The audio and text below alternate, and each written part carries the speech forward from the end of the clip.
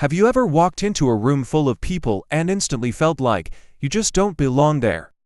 It's not that anyone said something wrong, it's just that your mind operates on a different frequency. You notice things others ignore, you think too deeply about small moments, and somewhere deep inside, you wonder, why can't I just be normal? This video will uncover the psychological and neurological reasons behind that feeling, and why it's not a weakness, but actually a quiet form of strength. 1. The psychology of feeling out of place. Psychologists call this phenomenon perceived social alienation, a mental state where your self-concept and your environment don't align. You start to feel like your inner world doesn't fit the outer world. This isn't just social anxiety, it's a deeper cognitive pattern. Your brain simply processes experiences differently, and that difference shapes how you interpret people, emotions, and meaning. 2. Your brain might be more introspective. Studies show that people who feel different often have overactive default mode networks, the part of the brain active during self-reflection and imagination. This means you think deeply, reflect often, and replay moments in your head, while others just move on. It's not overthinking, it's over-awareness. Your mind doesn't just experience life, it analyzes it. 3.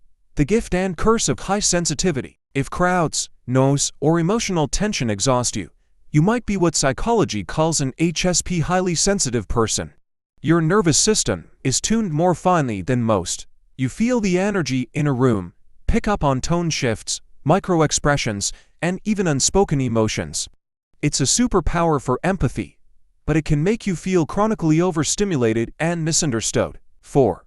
Why others don't get you. Here's the painful truth. People often fear or ignore what they can't easily categorize. So when your thoughts, values, or intensity don't fit their usual patterns, they just label you as different. But in reality, you're not broken. Your brain just runs a more complex emotional operating system. 5. The role of childhood conditioning. Many different feeling adults grew up in environments where their natural traits weren't validated. Maybe you were told, "You're too sensitive," or "Stop thinking too much." Over time, you learned to hide your depth, to shrink your light so others feel comfortable. That conditioning lingers, even as you grow older, creating a subtle emotional distance from others. 6. Introversion, not isolation. Sometimes, what you call feeling different is actually introversion misunderstood.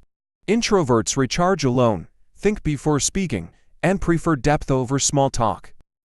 But in a world that glorifies extroversion, quiet reflection looks like withdrawal. The truth is, your calmness, it isn't emptiness. It's your mind's way of preserving mental energy. 7.